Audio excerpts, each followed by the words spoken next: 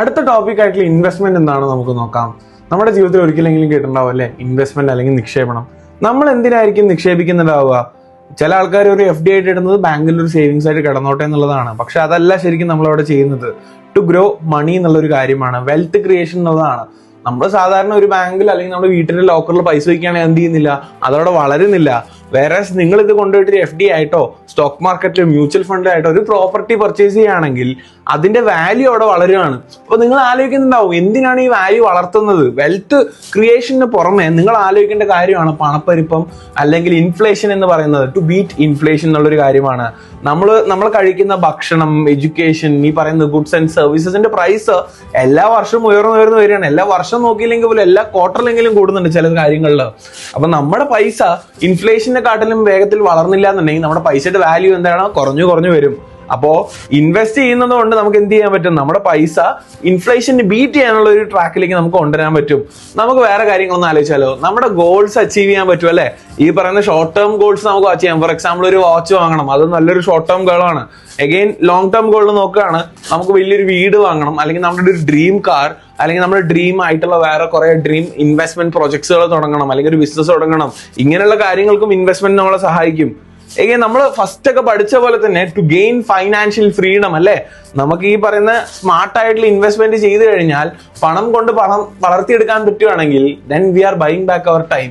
അപ്പൊ അതൊരു കാര്യം നമുക്ക് ശ്രദ്ധിക്കാം.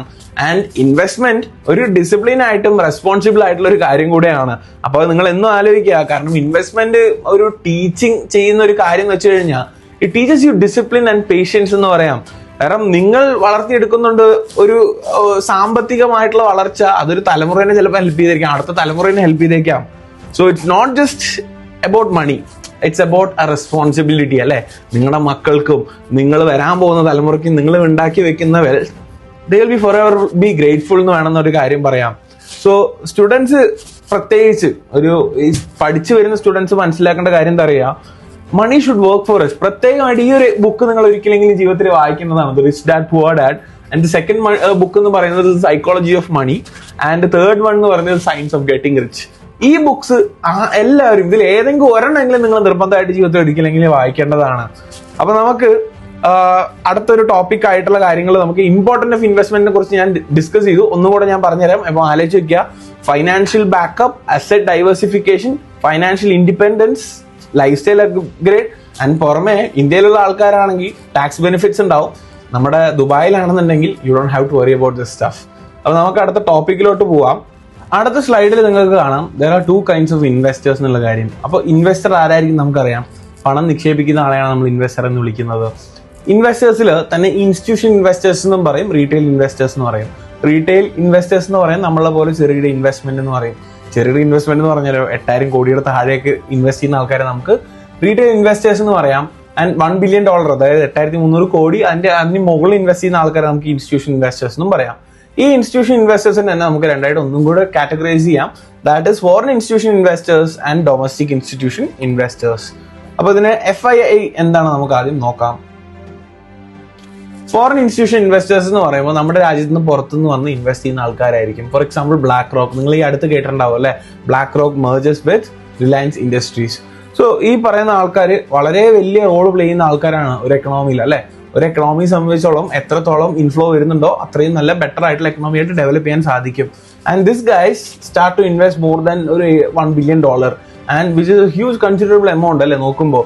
കാരണം ഇത്രയും വലിയൊരു എമൗണ്ട് വന്നു കഴിഞ്ഞാൽ മാർക്കറ്റിലെ ഫ്ലോ മാറും, ആ മാർക്കറ്റിന്റെ ട്രെൻഡ് മാറും. അപ്പോൾ ഇവരെ നമുക്ക് ഫോറിൻ ഇൻസ്റ്റിറ്റ്യൂഷൻ ഇൻവെസ്റ്റേഴ്സ് എന്ന് വിളിക്കാം. ആൻഡ് അഗൈൻ നമുക്ക് ഡൊമസ്റ്റിക് ഇൻസ്റ്റിറ്റ്യൂഷൻ ഇൻവെസ്റ്റേഴ്സിന്റെ കാര്യം നോക്കാം. ഫോർ എക്സാമ്പിൾ ഇന്ത്യയുടെ ബൗണ്ടറിയിൽ തന്നെ ഒറിജിനേറ്റ് ചെയ്യുന്ന അതേ ബൗണ്ടറിയിൽ ഓപ്പറേറ്റ് ചെയ്യുന്ന ആൾക്കാരാണ് ഡൊമസ്റ്റിക് ഇൻസ്റ്റിറ്റ്യൂഷൻ ഇൻവെസ്റ്റേഴ്സ് എന്ന് പറയുന്നത്. ആൻഡ് അഗൈൻ അവരവരുടെ രാജ്യത്തിലുള്ള insurance companies, mutual funds, real assets of the കൺട്രീസിലൊക്കെ ആയിരിക്കും എന്ത് ചെയ്യുന്നുണ്ടാവുക, ഇൻവെസ്റ്റ്മെന്റ് ചെയ്യുന്നുണ്ടാവുക. ഒരു ഉദാഹരണം ഞാൻ പറഞ്ഞുതരാം. കാരണം നേരത്തെ സ്ലൈഡിൽ ഞാൻ പറഞ്ഞിരുന്നു, ഈ പറയുന്ന ആൾക്കാർ വിചാരിച്ചു കഴിഞ്ഞാൽ ഒരു രാജ്യത്തിന്റെ ട്രെൻഡ് തന്നെ മാറുന്നുള്ള ഒരു കാര്യം അല്ലെ. 15 years ബാക്ക് നോക്കുകയാണെങ്കിൽ സെക്കൻഡ് ജനറേഷൻ ഇന്റർനെറ്റ് യൂസ് ചെയ്യണമെന്നുണ്ടെങ്കിൽ അന്ന് ഒരു 250 രൂപ കൊടുക്കണമായിരുന്നു ഒരു GB ഇന്റർനെറ്റ് ഉപയോഗിക്കണം എന്നുണ്ടെങ്കിൽ, വിച്ച് ഇസ് ക്വൈറ്റ് എമൗണ്ട് അല്ലേ അന്നത്തെ ഒരു കാലത്ത് ഒരു സാധാരണക്കാരൻ ഇന്ത്യയിലോ. It was very big amount. പക്ഷേ ലേറ്റർ ഓൺ 2015 റിലയൻസ് റീബ്രാൻഡ് ചെയ്തു അല്ലെ, ജിയോ എന്നുള്ള പേരിൽ ഫ്രീ ആയിട്ട് ഇന്റർനെറ്റ് കൊടുത്തു, മാർക്കറ്റ് സെന്റിമെന്റ്സിനെ ക്യാപ്ചർ ചെയ്യുന്നു. ഏകദേശം 40,000 കോടി രൂപയാണ് ജിയോ അന്ന് ഇൻവെസ്റ്റ് ചെയ്തത് മാർക്കറ്റിൽ അവരുടെ ടവേഴ്സ് ആയിട്ട്. നിങ്ങളൊന്ന് ആലോചിച്ച് നോക്കൂ, അത്രയും പൈസ അവർ ഇൻവെസ്റ്റ് ചെയ്തതിന് ഒരു ഗ്രാജുവലി അല്ല, ഒരു സഡൻ ടൈമിലാണ് അവർ കൊണ്ട് ഇൻവെസ്റ്റ് ചെയ്യുന്നത്. അവരൊന്നും കാണാതെ അല്ല ഇൻവെസ്റ്റ് ചെയ്തത് അല്ലെ. അപ്പോൾ നിങ്ങൾക്ക് ആലോചിച്ചാൽ മനസ്സിലാവും, അത്രയും വലിയൊരു മാർക്കറ്റ് കോമ്പറ്റീഷൻ ഉള്ള ടൈമിൽ ഇവരെ വന്ന് ഇത്രയും പൈസ ഇൻവെസ്റ്റ് ചെയ്ത് they had a vision to capture the market and to monopolize the market. സത്യം പറയുകയാണെങ്കിൽ അന്ന് എയർസെൽ ഉണ്ടായിരുന്നു, Airtel, Vodafone, idea, Tata Docomo, again നിങ്ങൾ നോക്കിക്കഴിഞ്ഞാൽ BSNL, ഇങ്ങനെ MTS, വെർജിൻ മൊബൈൽ, ഇങ്ങനെ കുറെ ഉണ്ടായിട്ട് പോലും ഇവര് കൊണ്ടുവരാത്തൊരു റെവല്യൂഷനാണ് അന്ന് ജിയോ കൊണ്ടുവന്നത്. നിങ്ങൾക്കറിയാം, ഫ്രീ ആയിട്ട് ഇന്റർനെറ്റ് കൊടുത്തു, കുറെ ആൾക്കാരെ സെന്റിമെന്റ്സ് ക്യാപ്ചർ ചെയ്തു. അവര് ഡിജിറ്റൽ ഇന്ത്യ എന്നുള്ളൊരു കോൺസെപ്റ്റ് കുറച്ചും കൂടെ ഫോക്കസ് ചെയ്തു. ഡിജിറ്റൽ മാർക്കറ്റിംഗ് സെക്ടർ വന്നു അല്ലെ.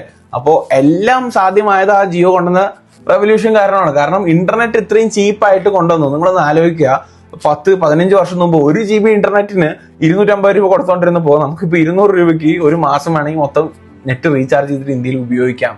That is what they did. So ഒരു കൺട്രിയുടെ ഫാഷൻ അല്ലെങ്കിൽ ട്രെൻഡ് തന്നെ മാറ്റാൻ സാധിക്കുന്ന വ്യക്തികളായിരിക്കും ഈ ഡൊമസ്റ്റിക് ഇൻസ്റ്റിറ്റ്യൂഷണൽ ഇൻവെസ്റ്റേഴ്സ് എന്ന് പറയുന്നത്. അപ്പൊ നമ്മൾ ഈ ക്ലാസ്സിൽ പഠിച്ചത് എന്താണ് ഇൻവെസ്റ്റ്മെന്റ്, ഇൻവെസ്റ്റ്മെന്റിന്റെ ഇമ്പോർട്ടൻസ് എന്താണ്, ആരായിരിക്കും ഒരു investors, type of investors, FIIs and DIIs. അപ്പൊ നിങ്ങൾ ഇത് കൃത്യമായിട്ട് റിവൈസ് ചെയ്യുക. Until the next video, it's NK from Legacy signing off.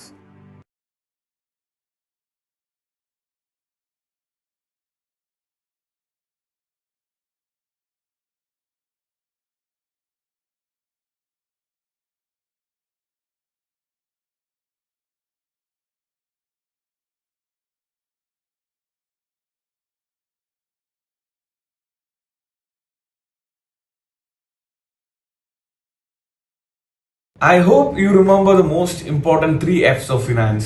കാരണം നമ്മുടെ ഈ ജേർണിയില് മോസ്റ്റ് ഇമ്പോർട്ടന്റ് ആയിട്ടൊരു അടിത്തറയായി മാറുന്നത് ഈ ഒരു നോളേജ് ആണ്. So until the next video, it's NK from Legacy signing off.